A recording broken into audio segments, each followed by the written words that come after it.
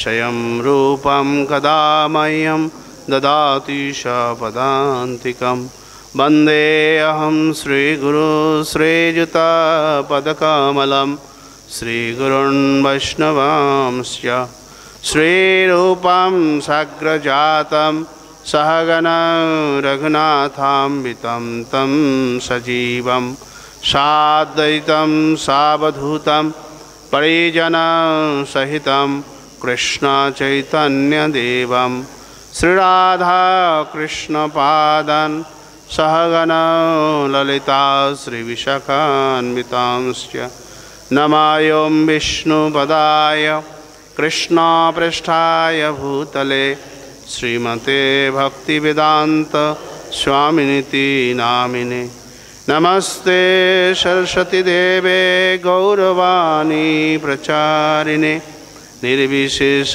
शून्यवादी पाश्चात्य देशतारिणे वंशाकल्पतरुभ्यश्च कृपा सिन्धुभ्येव च पतितानां पावनेभ्यो वैष्णवेभ्यो नमो नमः। जय श्री कृष्ण चैतन्य प्रभो नित्यानंद श्री अद्वैत गदाधर श्रीवासदि गौरभक्तवृंद।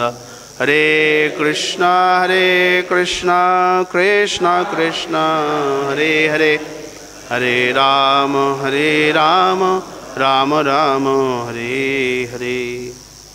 ओम नमो भगवते वासुदेवाय।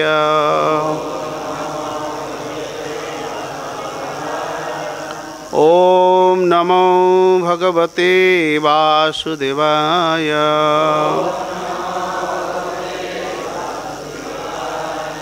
ओम नमो भगवते वासुदेवाय।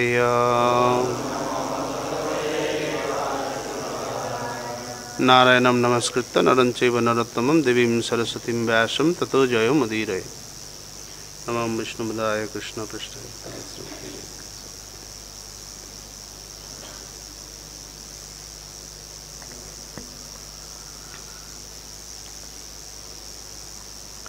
हरे कृष्ण। श्रीमद्भागवतम नवम स्कंद पंचदश अध्याय श्लोक 1 থেকে 6 आज के আমরা পাঠপূর্বক শ্রবণ করব।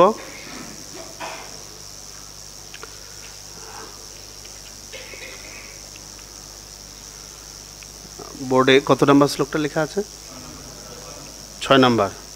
एक कत सेवकर नाम? ओके ठीक আছে। এই অধ্যায়ের নাম হচ্ছে ভগবানের যোদ্ধা অবতার পরশুরাম। পরশুরাম সপ্তাবেশ অবতার ভগবানের। এই অধ্যায়ে তার প্রসঙ্গে আলোচনা হবে, তিনি কিভাবে আবির্ভূত হয়েছেন। তো তার পূর্বে তার বংশ পরম্পরার কথা এই অধ্যায়ে বর্ণনা করা হয়েছে। তো আমি অধ্যায়ের সারাংশ শ্রীল প্রভুপাদ দিয়েছেন, এটা পড়ছি। এই অধ্যায়ে ঐল বংশে গাধীর ইতিবৃত্ত বর্ণিত হয়েছে। উর্বশীর গর্ভে আয়ু, শ্রুতায়ু, সত্তায়ু, রয়, জয় এবং বিজয় নামক 6টি পুত্রের জন্ম হয়। শ্রুতায়ুর পুত্র বসুমান, সত্তায়ুর পুত্র শ্রুতঞ্জয়, রয়ের পুত্র এক, জয়ের পুত্র অমিত এবং বিজয়ের পুত্র ভীম। ভীমের পুত্রের নাম কাঞ্চন, কাঞ্চনের পুত্রের নাম হোত্রক এবং হোত্রকের পুত্র জহ্নু। এই জহ্নুই এক গণ্ডূষে গঙ্গাকে পান করেছিলেন। জহ্নু থেকে পুত্র পৌত্রাদিক্রমে পুরু, বলাক, অজক এবং কুশ। কুশের পুত্র কুশাম্বু, তনয়, বসু এবং কুশনাভ। কুশাম্বু থেকে গাধীর জন্ম হয়, যার সত্যবতী নামক একটি কন্যা ছিল। ঋচিক মুনি গাধীর প্রার্থিত পণ প্রদান করে সত্যবতীকে বিবাহ করেন। সত্যবতীর গর্ভে ঋচিক মুনির যমদগ্নি নামক পুত্রের জন্ম হয়। যমদগ্নির পুত্র রাম বা পরশুরাম।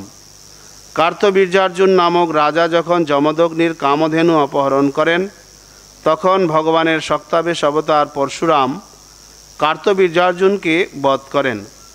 পরে তিনি 21 বার পৃথিবীকে নিক্ষত্রিয় করেছিলেন। পরশুরাম কার্তবীর্যার্জুনকে হত্যা করলে যমদগ্নি তাকে বলেন যে রাজাকে হত্যা করার ফলে তার পাপ হয়েছে এবং একজন ব্রাহ্মণ রূপে তার অপরাধ সহ্য করা উচিত ছিল। তাই যমদগ্নি পরশুরামকে তার পাপের প্রায়শ্চিত্তের জন্য বিভিন্ন তীর্থস্থান পর্যটন করতে উপদেশ দেন। এ হচ্ছে এই অধ্যায়ের সারাংশ। শ্লোক 1। শ্রী বাদরায়ণী উবাচ ঐলস্য চৌর্বশী গর্ভাৎ সরাসন্যাত্মজা নৃপ আয়ু শ্রুতায়ু সত্তায়ু রয় অথ বিজয় জয়। শ্রীল সুখদেব গোস্বামী বললেন, হে মহারাজ পরীক্ষিত, উর্বশীর গর্ভে পুরুরবার 6টি পুত্র উৎপন্ন হয়েছিল। তাদের নাম আয়ু, শ্রুতায়ু, সত্তায়ু, রয়, জয় এবং বিজয়।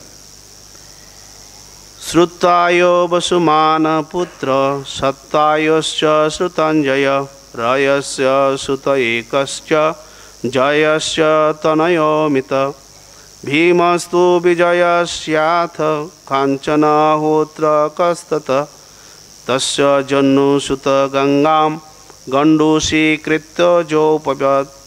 সতায়ুর পুত্র বসুমান, সত্তায়ুর পুত্র শ্রুতঞ্জয়, রয়ের পুত্র এক, জয়ের পুত্র অমিত এবং বিজয়ের পুত্র ভীম। ভীমের পুত্র কাঞ্চন, কাঞ্চনের পুত্র হোত্রক এবং হোত্রকের পুত্র জহ্নু, যিনি এক গণ্ডূষে গঙ্গার জল পান করেছিলেন। জহ্নুস্তু পুরস্তস্যাথ বলাকাস্যাত্মজোজক তত কুশ কুশাপি কুশাম্বো তনয় বসু কুশনাভস্য চত্যার গাধীরাশিত কুশাম্বুজ। জহ্নুর পুত্র পুরু, পুরুর পুত্র বলাক, বলাকের পুত্র অজক এবং অজকের পুত্র কুশ।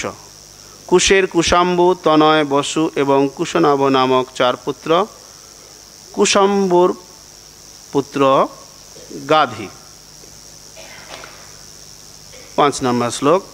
তস্য সত্যবতীম কন্যাম ঋচিক অযাচত দ্বিজ বরম বিসদৃশমত্যা গাধীর ভার্গবম অব্রবীত।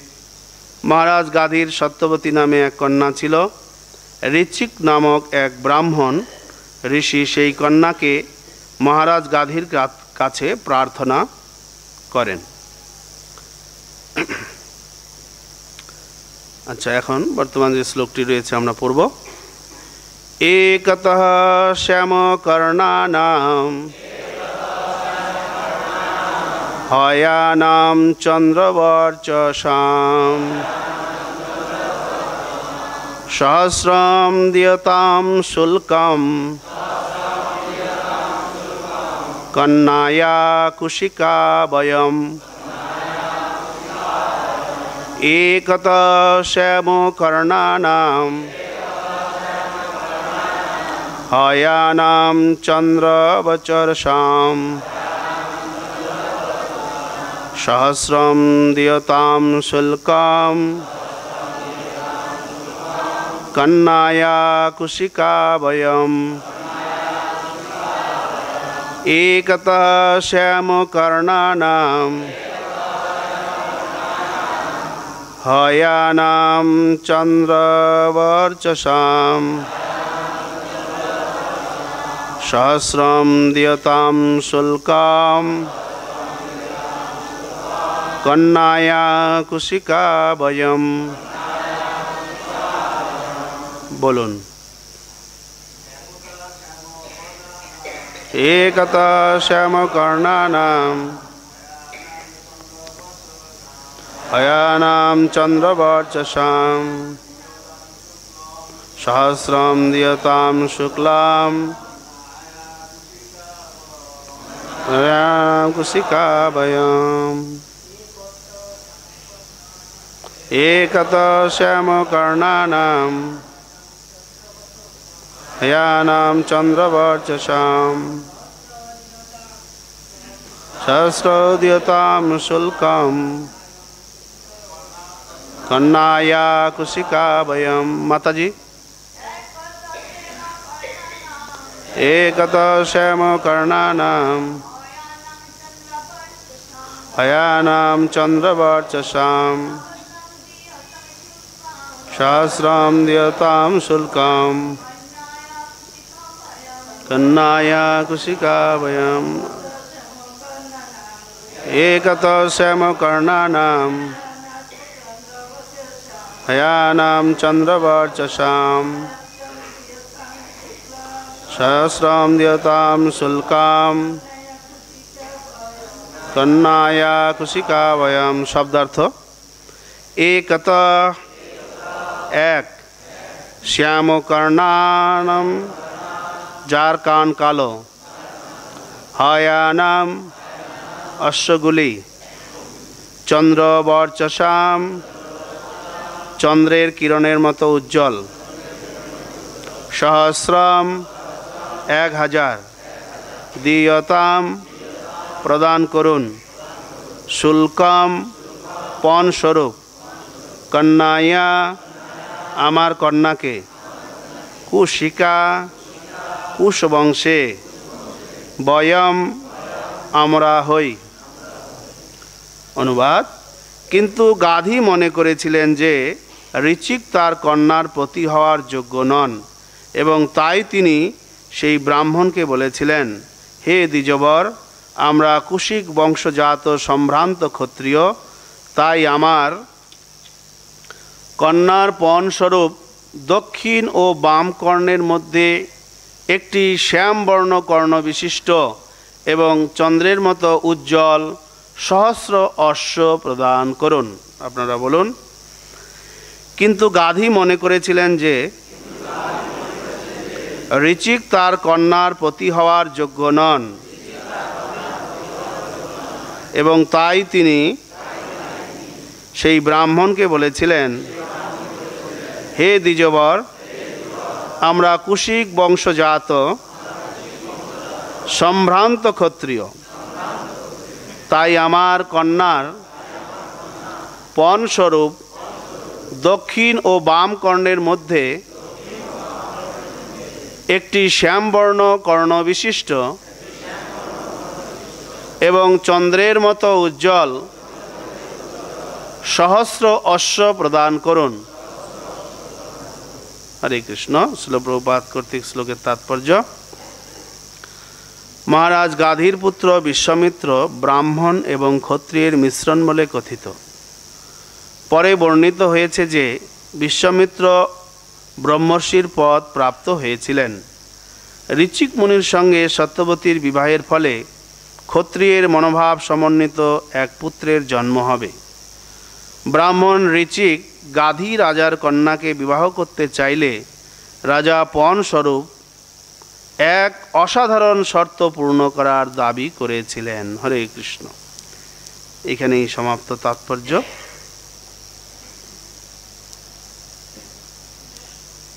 हरे कृष्ण। तो अध्याये আমরা দেখতে পাচ্ছি পুরুরবার বংশধরগণ क्रमान्वये एखाने जेहेतु ये अध्यायेर नाम परशुराम, भगवानेर योद्धा अवतार परशुराम, ताई तिनी এই পুরুরবার যে পুত্রের परम्पराय तार जन्म হয়েছে সেটি এখানে আলোচ্য বিষয়। প্রভুপাদও সেখান থেকে তাৎপর্য দেওয়া শুরু করেছেন। 6 পুত্র ছিল পুরুরবার, তো 5 পুত্রের শুধু সংক্ষিপ্ত বিবরণ দেওয়া হয়েছে, তাদের পুত্রের নাম বলা হয়েছে। প্রভুপাদও কোনো তাৎপর্য দেননি। যখন এই ষষ্ঠ পুত্র যেখান থেকে জন্মমুনি এসছেন এবং জন্মমুনির পরম্পরায় কুশের পরম্পরায় গাধী এবং গাধীর থেকে বিশ্বামিত্র এবং তার কন্যা সত্যবতী, সত্যবতীকে ঋচিক নামক একজন ব্রাহ্মণ বিবাহ করলে পরে সেই ঋচিক ব্রাহ্মণের পুত্র যমদগ্নি, যমদগ্নির পুত্র परशुराम। तो এইভাবে परशुरामই হচ্ছে মুখ্য আলোচ্য বিষয় এই অধ্যায়ের। তো এখানে আমরা দেখতে পাচ্ছি বিশেষ বিষয়, ঋচিক একজন ব্রাহ্মণ, তিনি শ্লোকে বলা হয়েছে 5 নম্বর শ্লোকে ভার্গব অর্থাৎ ভৃগুবংশীয় ব্রাহ্মণ। ঋচিক মুনি হচ্ছেন ভৃগুবংশীয় ব্রাহ্মণ। তিনি কুশ বংশীয় রাজা গাধী যারা ক্ষত্রিয় তার কন্যাকে বিবাহ করার জন্য রাজার কাছে গেছেন যে আমি আপনার কন্যাকে বিবাহ করতে চাই। তা ব্রাহ্মণ সাধারণত বিবাহ করবেন ব্রাহ্মণ কন্যাকেই, এটাই আমরা সাধারণত জানি। কিন্তু দেখতে পাচ্ছি ভাগবতমে এই যে ব্রাহ্মণ ক্ষত্রিয় কন্যাকে বিবাহ করার যে রীতি আগের থেকেই ছিল। তো দেখা যায় যে ব্রাহ্মণ সাধারণত ক্ষত্রিয় কন্যাকে বিবাহ করলে যে সমস্ত সন্তানেরা আসবেন তাদেরকে বলা হচ্ছে অনুলোম।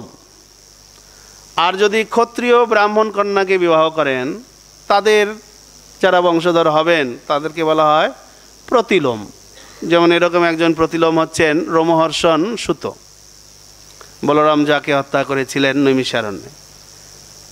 তো এখানে আমরা দেখতে পাচ্ছি পরশুরাম, যমদগ্নি এনারা অনুলোম। কারণ কি, ঋচিক হচ্ছেন ব্রাহ্মণ, তার পত্নী সত্যবতী ক্ষত্রিয় কন্যা। এখানে সাধারণত যদিও ব্রাহ্মণেরা ক্ষত্রিয় কন্যাকে বিবাহ করেন দেখা যাচ্ছে, আমরা এর আগেও দেখেছি সৌভরী ঋষি তিনিও এরকমভাবে রাজা মান্ধাতার কাছে গিয়েছিলেন যে আপনার তো এতগুলো কন্যা, 50 জন কন্যা, একটা কন্যাকে আমাকে দিন, আমি বিবাহ করব। এভাবে সেক্ষেত্রে আমরা দেখেছি মান্ধাতা তিনি রাজি ছিলেন না যে আমার কন্যারা কত সুন্দরী, এত কম বয়স আর এত বৃদ্ধ একজন ব্রাহ্মণ এসে গেছেন, 60,000 বছর জলের তলায় তপস্যা করেছেন, গায়ে হয়তো শ্যাওলা টেলা পড়ে গেছিল, তো দেখে স্বাভাবিকভাবেই পছন্দ হওয়ার কথা নয়। এখন ব্রাহ্মণ এসে চেয়েছেন, যদি সরাসরি না করেন তাহলে কীরকম হয়, অভিশাপ দিতে পারে। ব্রাহ্মণের তো একটাই অস্ত্র, অভিশাপ দিয়ে দেবেন, আর অভিশাপ দিলেই ফল হবেই। তো এক্ষেত্রেও আমরা দেখতে পাচ্ছি গাধীর পছন্দ ছিল না, ঋচিক মুনিকে আমার কন্যা দেব, একমাত্র কন্যা, তাকে দেব, পছন্দ ছিল না। তাই সরাসরি না করেননি, একটা শর্ত রেখে দিয়েছে যে আমার কন্যাকে বিবাহ করতে গেলে আপনাকে 1000 সাদা ঘোড়া দিতে হবে, যার একটা কান, ডান অথবা বান কানটা কালো হবে। যদি এই পণ আপনি দিতে পারেন আমি আমার কন্যাকে আপনার সঙ্গে বিবাহ দেব। এখন প্রশ্ন হচ্ছে যে আমরা তো জানি সাধারণত বিবাহ হলে পিতা পণ দেন, এটাই সাধারণত দেখি। কিন্তু পিতা মেয়ের জন্য পণ নেন, এটা খুব রেয়ার ঘটনা। যদিও বর্তমানে অনেক জায়গায় রয়েছে, আফ্রিকা এই সমস্ত জায়গায় এরকম সিস্টেম আছে, বিবাহ করতে গেলে আপনাকে মেয়ের বাবাকে টাকা দিতে হবে, যা চাইবে সেই পরিমাণ যদি টাকা দিতে পারেন তাহলে আপনি বিবাহ করতে পারবেন। প্রভুপাদের সময়ও এরকম সিস্টেম ছিল, অনেক প্রভুপাদের সোসাইটিতে যুক্ত হয়েছিলেন, তারা প্রভুপাদকে বলছিলেন আমরা টাকা দিতে পারিনি জন্য বিবাহই করতে পারলাম না, এরকম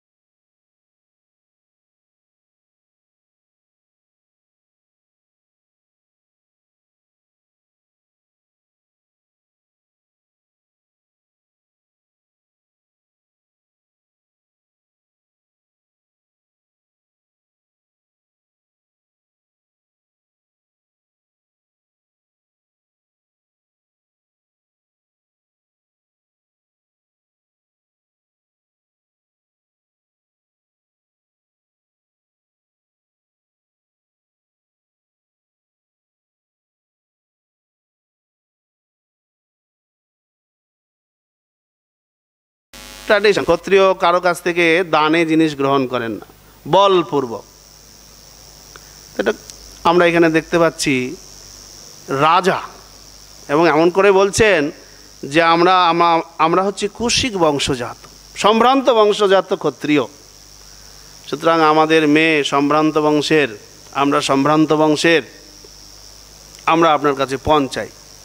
সম্ভ্রান্ত বংশের লোক পণ চায়, ধনী লোক পণ চাইবে। আর এই যে বেচারি ব্রাহ্মণ তো নির্ধনই হয় সাধারণত, ঋচিক মুনি, তার কাছে এমন একটা অসাধারণ পণ চাইলেন, প্রভুপাদ বলছেন একদম অসাধারণ। 1000 ঘোড়া যদি চাইতো কোনোভাবে হয়তো সেখান থেকে ভিক্ষা টিক্ষা করে নিয়ে এসে দিতে পারত, কিন্তু এমন কন্ডিশন দিলেন একদম চন্দ্রের মতো শুভ্র হতে হবে, সাদা ধপধপে ঘোড়া হতে হবে, কিন্তু একটা কান, ডান কান বা বাঁ কান হতে হবে কালো। তো ঋচিক মুনি বুঝেই গেছেন রাজা তার মেয়েকে আমার সঙ্গে বিবাহ দিতে চান না। তো সেই হিসাবে পরবর্তীতে আমরা দেখব যে ঋচিক মুনিও, তারও ক্ষমতা কম নয়, বরুণ দেবেরকে সন্তুষ্ট করে, বরুণ দেবের উদ্দেশ্যে তপস্যা করে সন্তুষ্ট করে বরুণ দেবের কাছ থেকে সেরকম 1000 ঘোড়া নিয়ে এসে রাজাকে দিয়েছিলেন এবং সত্যবতীকে বিবাহ করেছিলেন। এখন প্রশ্ন হচ্ছে যে ক্ষত্রিয়রা মেয়ের বিবাহ সাধারণত তারা স্বয়ম্বর করেন।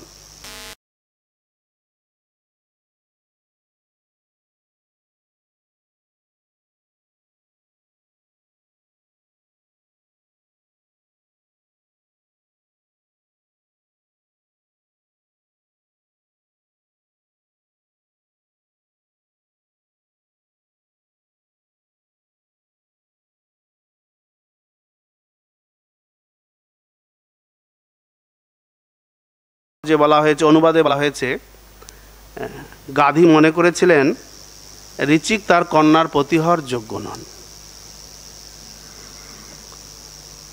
এই জন্য তিনি শর্ত রেখেছিলেন। আসলে পিতার এটা কর্তব্য, এটা আমাদের ভুল ভাবা উচিত নয় যে এত বড় রাজা হয়ে মেয়ের জন্য টাকা নিলেন, ঘোড়া নিলেন, এটা ঠিক নয়। সাধারণত বলা হয়েছে যদি কেউ কন্যা শুল্ক গ্রহণ করেন, শুল্ক কথাটা এখানে আছে, কন্যা শুল্ক যদি গ্রহণ করেন তাহলে শাস্ত্রে বলা হয়েছে তাকে নরকে যেতে হবে। পতন্তি নরকে অশুচি, এই নরকে তাকে পড়তে হবে। তাহলে রাজা কুশিক, এই গাধী, তিনি কি করে এই ভুলটা করতে পারেন? না, তিনি এখানে একটা যুক্তি দিয়েছেন, দেখুন আমরা আপনার কাছ থেকে এই পণ চাইছি বলে ভাববেন না পণ নিয়ে আমি নরকে যাব। আমি আপনার যোগ্যতা পরীক্ষা করতে চাইছি। আপনি আমার মেয়ের আমার কন্যার পতি হিসাবে যোগ্য কিনা আমি এটা জাস্ট টেস্ট করতে চাই, তাই আমি এই পণের ব্যবস্থা রেখেছি। টেস্ট করব, টেস্ট করার অধিকার পিতার রয়েছে। পিতা তার কন্যাকে সুপাত্রে দান করবেন, যদি সুপাত্রে দান না করেন তাহলে তার পাপ হবে। কুপাত্রে দান করলে কত কিছু হলে পরবর্তীতে কন্যার ভরণ পোষণ তাকে সারা জীবন বইতে হবে। সুতরাং পিতার এটা দায়িত্ব কন্যাকে সুপাত্রে দান করা, সেই জন্য তাকে খুঁজতে হবে। খোঁজ খবর নিয়ে আমরা সাধারণত দেখি কি না, কন্যা দায়গ্রস্ত পিতা, কন্যা দায়, পিতামাতা যতক্ষণ পর্যন্ত কন্যাকে সুপাত্রে দান না করতে পারছেন ততক্ষণ পর্যন্ত মুক্ত হন না। এটা পিতার এই জন্য কর্তব্য, আমি যে পাত্রের হাতে আমার কন্যাকে সমর্পণ করতে চলেছি তার যোগ্যতা আছে কিনা, যোগ্যতা মানে আমার কন্যাকে সে সংরক্ষণ প্রোটেকশন দিতে পারবে কিনা। মনুসংহিতায় বলা হয়েছে নারীরা ছোটোবেলায় পিতার অধীনে থাকবেন, পূর্ণবয়স্ক অবস্থায় স্বামীর অধীনে থাকবেন, প্রাপ্তবয়স্ক অবস্থায় উপযুক্ত পুত্রের অধীনে থাকবেন। মনুসংহিতায় এটা বিধান দেওয়া হয়েছে। তো পিতার কর্তব্য, তিনি তার কন্যাকে পূর্ণবয়স্ক পর্যন্ত সংরক্ষণ দিয়েছেন, এবার একজন উপযুক্ত পতির হাতে তার কন্যাকে সমর্পণ করবেন, তাকে যাচাই করতেই হবে যে তার যোগ্যতা আছে কি না। তো এই জন্য মহারাজ গাধী তিনি এই শর্তটা রেখেছেন। আমরা দেখি সাধারণত কর্দম মুনির ক্ষেত্রে, কর্দম মুনিও তিনি একজন ক্ষত্রিয় কন্যা দেবহূতিকে বিবাহ করেছিলেন। সেক্ষেত্রে তিনি মহারাজ স্বয়ম্ভুব মনুর কন্যাকে বিবাহ করেছিলেন। তো সেখানে তিনি সেই মনুর কাছে যাননি তার কন্যাকে বিবাহ করার জন্য। তিনি তপস্যা করে ভগবানকে সন্তুষ্ট করেছিলেন, ভগবান তাকে বর দিয়েছিলেন। ঠিক আছে, সন্তুষ্ট হয়ে বলেছিলেন আজ থেকে 3 দিনের মধ্যেই স্বয়ম্ভুব রাজা তার ছোট কন্যা দেবহূতিকে নিয়ে তোমার কাছে আসবে, তাকে তুমি গ্রহণ করবে। তো এখানে আমরা দেখি কর্দম মুনির ক্ষেত্রে সেখানে তিনি ভগবানের কাছে প্রার্থনা করেছিলেন যে হে প্রভু, আমি আমার সমান রুচি বিশিষ্ট একজন কন্যাকে পত্নী হিসাবে পেতে চাই। কেন সমান রুচি? সমান রুচির ব্যাপার রয়েছে, দরকার রয়েছে, তা না হলে গৃহস্থ জীবনে অশান্তি সৃষ্টি হবে। তাহলে পিতার কর্তব্য হচ্ছে তার কন্যার যা স্বভাব, রুচি ইত্যাদি দেখে সেই হিসাবে একজন উপযুক্ত পতি সিলেকশন করা, যে সত্যি সত্যি আমার কন্যার স্বভাবের সঙ্গে তার মিলবে কিনা বা রুচি ঠিক আছে কিনা, এগুলো দেখা উচিত। এগুলো দেখা উচিত। যদিও শাস্ত্রে 8 রকম বিবাহের কথা বলা হয়েছে, দেখাশোনা করে বিবাহ দেওয়াটা হচ্ছে উত্তম বিবাহ, যৌতুক দিয়ে বিবাহ দেওয়াটা হচ্ছে উত্তম বিবাহ, এবং জোরপূর্বক বিবাহ করা, হরণ করে নিয়ে এসে বিবাহ, এটাও অনুমোদন রয়েছে। ভালোবেসে বিবাহ, এটাও অনুমোদন শাস্ত্রে রয়েছে। কিন্তু এগুলো কলিযুগে না। কলিযুগের জন্য ভালোবেসে বিবাহ, হরণ করে কিডন্যাপ করে নিয়ে এসে বিবাহ করা, এগুলো অনুমোদিত নেই। তো এখানে দেখাশোনা করে বিবাহ দেওয়ার কথাই একমাত্র কলিযুগে বলা হয়েছে। তো পিতার দায়িত্ব তিনি পালন করছেন। মহারাজ গাধী তিনি বলছেন আমরা কৌশিক বংশজাত, কৌশিক বংশজাত, আমাদের বংশের একটা রয়েছে, নাম রয়েছে। তো এই বংশের কন্যাকে আপনাকে নিতে গেলে তো আপনার যোগ্যতার পরিচয় দিতেই হবে। একটা ভালো জিনিস নিতে গেলে তো দাম দিতেই হবে। তো হচ্ছে বিষয়। এখন প্রশ্ন যেটা আমি বললাম এই শ্লোকের তাৎপর্য বা অনুবাদে, এটি হচ্ছে প্রসঙ্গ যে কেন মহারাজ গাধী তার কন্যার পণ চেয়েছিলেন। আমরা শুনে থাকি আগেকার দিনে বিবাহেতে এই পণ দিয়ে বিবাহ, আপনাদের মধ্যে হয়তো অনেকের আছে যে শ্বশুরকে পণ দিয়ে বিবাহ করতে হয়েছিল। আপনার বর্তমানে হয়তো নেই, কিন্তু আগেকার দিনের মানুষেরা অনেক সময় করতেন পণ দিয়ে বিবাহ, আমি শুনেছি। আর এমনিতেও মুসলিম সমাজেও দেখা যায় বিবাহের সময়ে পণ দিয়ে বিবাহ করতে হয়। তো এই যে প্রথাটি, যদিও ভাগবতমে দেখা যাচ্ছে পণ দেওয়া কন্যার জন্য, এটাও যেরকম ভাগবতমে রয়েছে, আর কন্যাকে পণ দেওয়া বিবাহের সময় জামাতাকে পণ দেওয়া এটাও রয়েছে। যেমন আমরা দেখি যখন দেবকীর বিবাহ হয়েছিল বসুদেবের সঙ্গে, তখন মহারাজ দেবক তিনি 400 হাতি, স্বর্ণার অলঙ্কারে ভূষিত 400 হাতি তিনি পণস্বরূপ দিয়েছিলেন। আরও ছিল রথ, 2000 রথ, দাস দাসী, এই সমস্ত ছিল। আবার ভগবান শ্রীকৃষ্ণ যখন মহারাজ নগ্নজিৎ তার কন্যাকে নাগনাজিতিকে ভগবান শ্রীকৃষ্ণের হাতে সমর্পণ করেছিলেন, তখন তিনি 9 লক্ষ ঘোড়া দিয়েছিলেন এবং তার 100 গুণ দাস দাসী যৌতুক স্বরূপ দিয়েছিলেন। এগুলি যৌতুক দেওয়ার প্রথা বৈদিক সিস্টেমে রয়েছে, যদিও বর্তমান সময়ে অনেকে এটা ঠিক নয় বলে প্রমাণ করার চেষ্টা করেন। প্রভুপাদ বলছেন, বা ভারতবর্ষে আইনও রয়েছে দেওয়া নেওয়া করা যাবে না, বিবাহে কোনো যৌতুক চলবে না, আইন রয়েছে। কারণ কি, এই যৌতুকের প্রভাবে এর ফলে অনেক অশান্তি, দিতে না পেরে বধূ নির্যাতন, অনেক কিছু হয়েছে। এই জন্য গভর্নমেন্ট 1961 সাল থেকে ভারতে আমাদের এটা আইন করেছেন যে না, যৌতুক দেওয়া পণ দেওয়া নিষেধ। তো নিষেধ হলেও এই পন্থাটি কিন্তু রয়েছে। আমি জানি এখানে আমাদের মায়াপুরে যারা ঘোষ রয়েছেন, মেয়ের বিবাহ দিতে গেলে নাক মানে 1 লাখ 2 লাখ টাকা যৌতুক দিতে হবে, ক্যাশ। ঠিক আছে, তারপরে তো যা যা দেবে মেয়েকে সাজিয়ে বা জামাইকে যা দেবে গাড়ি টাড়ি, সে আলাদা বিষয়। মহারাজ স্বয়ম্ভুব মনু উনি তার কন্যাকে কি কি যৌতুক দিয়েছিলেন ভাগবতমে রয়েছে। শতরূপা মহারাজ্ঞী পরিবরহান মহাধনম দম্পত্য পর্যাত প্রীত্যা ভূষ বাস পরিচ্ছদম। তো মহারাজ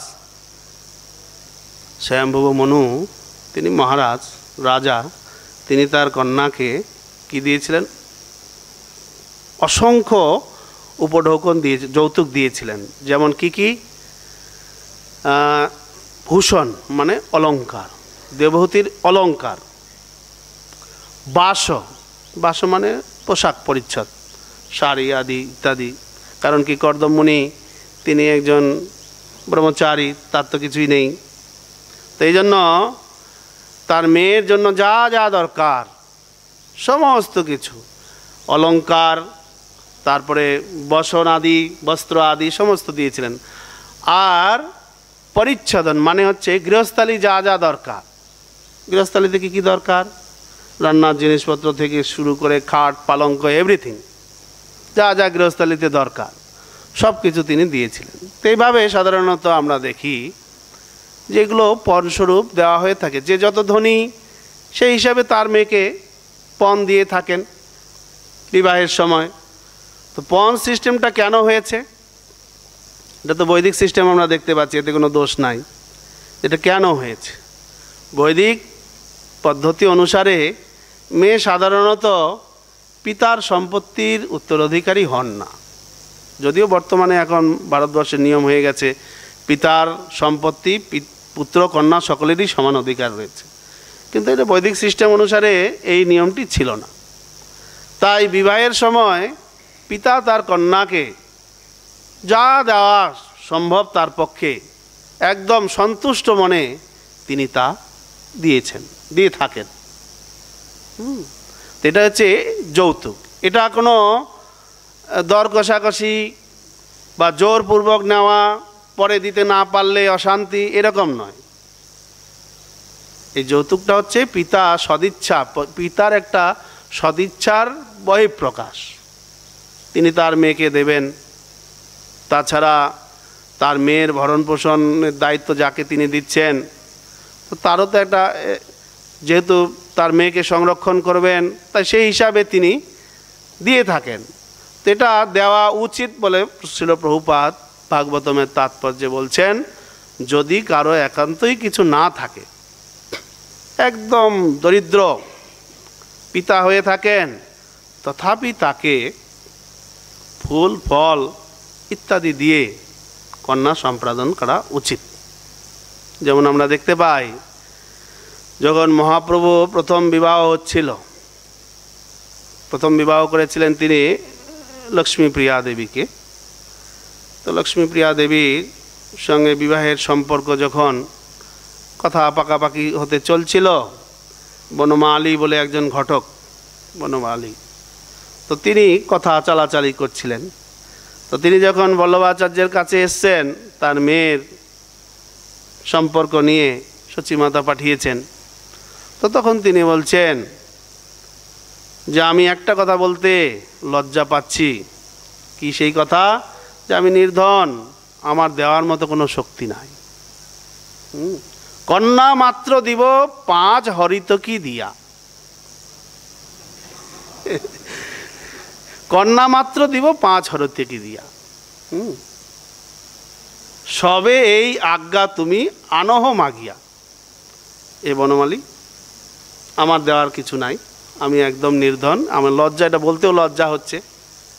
তো আমি 5টা হর্তিকে দিয়ে আমার মেয়েকে সম্প্রদান করব, যদি এই আজ্ঞাটা তুমি সেখান থেকে মেয়েকে নিয়ে আসো। তো দেখুন, একদম নির্ধন পিতা হলে তাকে কিছু ফল ফুল দিয়ে মেয়েকে সম্প্রদান করা উচিত। যদিও সরকারের বিষয় থেকে এগুলো সব বন্ধ করা হয়েছে, কিন্তু তথাপি আমরা দেখতে পাই না, চলছে, সব জায়গায় চলছে। দেনা পাওনার বিষয়টা সব জায়গায় অলিখিতভাবে চলছে। যারা বলবো ভদ্র, তারা বলেন যা দেবেন আপনার মেয়েকে সাজিয়ে গুজিয়ে দিন। যারা একটু ভাবেন যে না, ওনার দায়িত্ব থেকে আমরা মুক্ত করব, ওনার মেয়েকে সারা জীবন আমরা ভরণ পোষণ করব, সুতরাং একেবারে যতটা নেওয়া যায় বাগিয়ে নেব। তো এরকমও চলছে, এরকমও চলছে। আসলে এরকম হওয়া উচিত নয় যদিও। তা এই হচ্ছে বিষয়।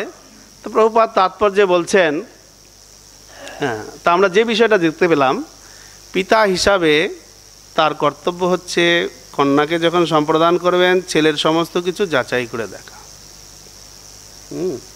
শুধু আর্থিক দিক থেকে দেখলেই হবে না, শারীরিক শক্তি তার আছে কিনা সেটাও দেখতে হবে, রুচি মিলছে কিনা সেটাও দেখতে হবে, সমস্ত কিছু মিলিয়ে দেখতে হবে। কুষ্টি বিচারের কথাও প্রভুপাদ বলেছেন, কুষ্টি বিচার এই কথাটাও বলেছেন। তো এই সমস্তভাবে করলে তাহলে তিনি কন্যা দায় থেকে মুক্ত হবেন, আর না হলে কিন্তু পরবর্তীতে তাকে পাপের ভাগী হতে হবে। এই জন্য অবশ্যই পিতারা তার কন্যার বিবাহে সমস্ত কিছু যাচাই করে দেখবেন। তা না হলে তো সাধু সন্ন্যাসী গিয়ে হয়তো চাইলো কোনো ধনী লোকের মেয়েকে যে আপনার মেয়েকে বিবাহ করতে চাই, নাহলে অভিশাপ দেবো। অভিশাপের ভয় তো ছিল, যদি সরাসরি না বলতেন, কেননা পছন্দ ছিল না তার পাত্র, সরাসরি যদি না বলতেন অভিশাপ দিয়ে দিতে পারতেন। এই জন্য ঘুরিয়ে বললেন 100 সাদা ঘোড়া লাগবে যার একটা কান হচ্ছে কালো, কেননা আমরা হচ্ছে সম্ভ্রান্ত বংশের ক্ষত্রিয়, আমাদের মেয়ে এত উচ্চ। তো ক্ষত্রিয়রা কিন্তু সাধারণত দেখা যায় না ব্রাহ্মণের মেয়েকে বিবাহ করেন, শাস্ত্রে তেমন একটা দেখা যায় না। যদিও আমরা দেখি যে যজাতি ক্ষত্রিয় তিনি দেবযানীকে বিবাহ করেছিলেন, তো এটা শুক্রাচার্যের বিশেষ অনুরোধে করেছিলেন। তো এরকম ক্ষেত্রে কিছু ঘটনা দেখা যায়। যখন এই যে শকুন্তলা, বিশ্বামিত্রের ঘটনা আসছে, তার কন্যা শকুন্তলাকে জন্ম দিয়ে যখন মেনকা চলে গেলেন, তখন শকুন্তলা কর্ণমুনির আশ্রমে লালিত পালিত হচ্ছিলেন। তো রাজা দুষ্মন্ত মৃগয়ায় গিয়ে যখন একদিন দেখছেন পিপাসার্থ হয়েছেন বা কিছু, আশ্রমের নিকটে গিয়েছেন, তো এই সুন্দরী কন্যাকে দেখে ক্ষত্রিয় রাজা তার মন আকৃষ্ট হয়ে গেছে। তখন রাজা দুষ্মন্ত চিন্তা করছেন, আমি ক্ষত্রিয় ব্রাহ্মণ কন্যার প্রতি আমার মন আকৃষ্ট হচ্ছে, আমি তো একজন ধার্মিক রাজা, এরকম তো পাপ আচরণ আমার হওয়ার কথা নয়। তা দেখুন, ক্ষত্রিয়রা কোনোদিন ব্রাহ্মণ কন্যার প্রতি আকৃষ্ট হন না। যদি আকৃষ্ট হন তাহলে তারা মনে করেন এটা আমার পাপ হচ্ছে, একজন ব্রাহ্মণ কন্যার প্রতি আমি আকৃষ্ট হচ্ছি, এটা আমার পাপ হচ্ছে। তো সেখানে রাজা দুষ্মন্ত তিনি তখন চিন্তা করছিলেন এই কন্যা নিশ্চয়ই ব্রাহ্মণের কন্যা নয়, ব্রাহ্মণের কন্যা নয়। তো দেখুন, সাধারণত ক্ষত্রিয়রা ক্ষত্রিয়ানীকেই বিবাহ করেন। তো যাই হোক, এখানে প্রভুপাদ তাৎপর্যে বিশ্বামিত্রের কথা বলছেন, দু একটা কথা বলি। বিশ্বামিত্র জন্ম গাধী ক্ষত্রিয়, মহারাজ গাধীর পুত্র বিশ্বামিত্র কি করে ব্রাহ্মণ ক্ষত্রিয়ের মিশ্রণ হলো, যদিও পরবর্তীতে এর ডিটেলস দেওয়া আছে। যখন ঋচিক মুনি সত্যবতীকে বিবাহ করলেন, বিবাহের পর সন্তান উৎপাদনের জন্য এই ঋচিক মুনি চরু তৈরি করেছিলেন। চরু মানে পায়েস, পায়েস বানিয়েছিলেন পরমান্ন ঘি দিয়ে।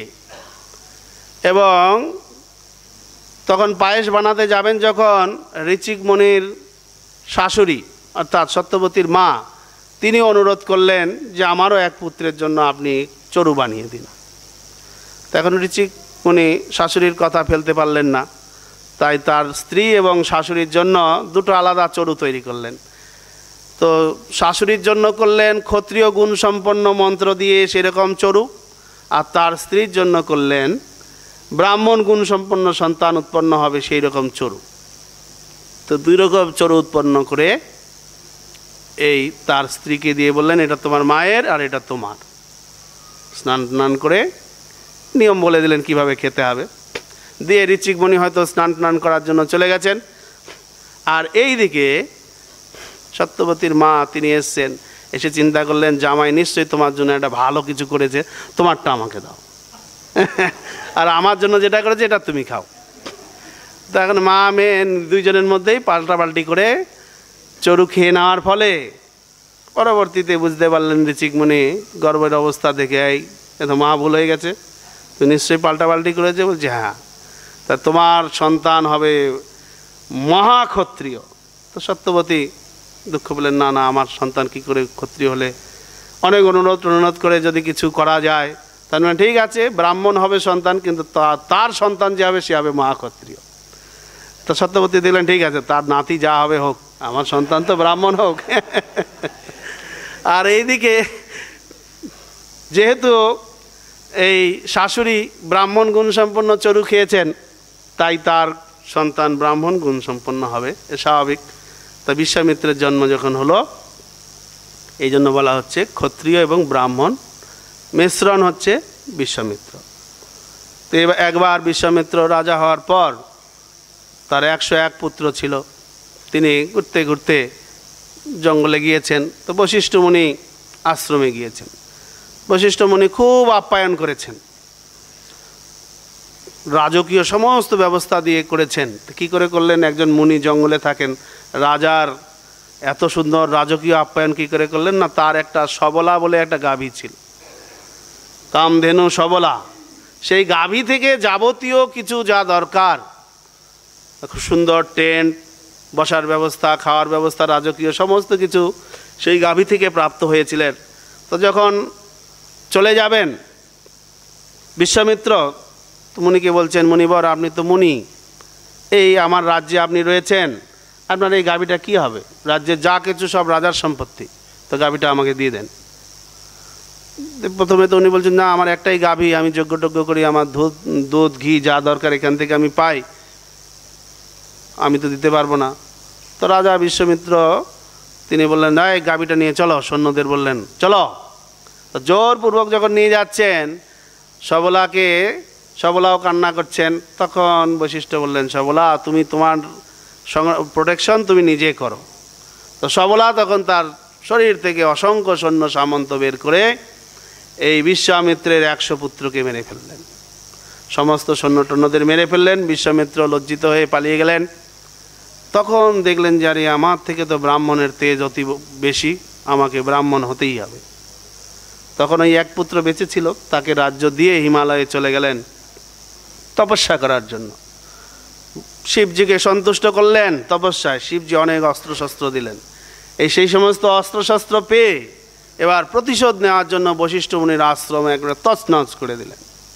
তো বশিষ্ঠ মুনি কী করলেন? ক্রোধান্বিত হয়ে তার ব্রহ্মতেজের দ্বারা এই বিশ্বামিত্রকে আবার পরাজিত করলেন। আবার তিনি লজ্জিত হয়ে চলে গেলেন। তখন বললেন, না আমাকে আরও ঘোর তপস্যা করতে হবে। দক্ষিণ ভারতে চলে গেলেন ঘোর তপস্যা করার জন্য। সেই তপস্যা করতে গিয়ে তার আবার 4টা পুত্রের জন্ম হয়। কী করে হয়েছিল সে ডিটেলস আমি জানি না। তো 4 পুত্রের জন্ম হওয়ার পর তিনি সেখানে ব্রহ্মা আসেন, সন্তুষ্ট হয়ে বলেন, না তুমি এখন রাজা নও, রাজর্ষি, তোমাকে আমি পোস্ট দিলাম রাজর্ষি। তাতেও সন্তুষ্ট না বিশ্বামিত্র, ব্রহ্মর্ষি হতে হবে। আরও ঘোর তপস্যা করেন যখন, তখন ইন্দ্র কী করলেন? মেনকাকে পাঠালেন, শকুন্তলার জন্ম হলো। তারপরে আবার তিনি তপস্যা করতে লাগলেন। তো এরকম করে রম্ভা এলো। রম্ভা যখন এলো, বিশ্বামিত্র তাকে অভিশাপ দিয়ে দিলেন, পাথর বানিয়ে দিলেন। তো এইরকমভাবে পরবর্তীতে আরও তপস্যা করার পর ব্রহ্মা এসে তখন তাকে বললেন, ঠিক আছে তুমি ব্রহ্মর্ষি। তো ইতিমধ্যে ব্রহ্মর্ষি হয়ে যাওয়ার পর, এই মাঝখানে ব্রহ্মর্ষি হওয়ার আগেই এই ত্রিশঙ্কু বলে একজন রাজা, তিনি স্বর্গে যেতে চেয়েছিলেন সশরীরে, গিয়েছিলেন বশিষ্ঠর কাছে। বশিষ্ঠ তাকে রিজেক্ট করেছেন, না হবে না। তো এসছেন বিশ্বামিত্রের কাছে। বিশ্বামিত্র বলছেন, আমি তোমাকে আমার পুণ্য বলে পাঠাবো, পাঠিয়েও দিয়েছেন। তো ইন্দ্র দেখলেন তো মারাত্মক কাণ্ড। তো ইন্দ্র ওখান থেকে তাকে কি করেছেন? ধাক্কা দিয়ে ফেলে দিয়েছেন, যা তোমার এখানে স্থান নেই। তো তিনি যখন পড়ে যাচ্ছেন মাথা নিচু করে, তখন দাঁড়াও বলে যোগ বলে তাকে দাঁড় করিয়ে দিলেন, আমি তোমার জন্য একটা আলাদা স্বর্গ তৈরি করব। ইন্দ্র দেখছে তো বেড়াই বড় কেলেঙ্কারি ঘটনা, একটা স্বর্গ রয়েছে, এর মধ্যে যদি আবার একটা স্বর্গ বানায় তা তো মুশকিল। তখন একটা আন্ডারস্ট্যান্ডিং করলেন যে না না, আপনাকে আর স্বর্গ বানাতে হবে না, এই যে নক্ষত্রগুলো রয়েছে, হ্যাঁ বিভিন্ন রকম নক্ষত্র, এই নক্ষত্র মণ্ডলের আগে আগে এই ত্রিশঙ্কু মহারাজ তিনি ঘুরবেন, ঠিক আছে, এই বলে একটা সমঝোতা হলো। তারপর ব্রহ্মা এসে তাকে এই ব্রহ্মর্ষি পদ প্রদান করলেন। হরে কৃষ্ণ। প্রশ্ন থাকলে বলেন।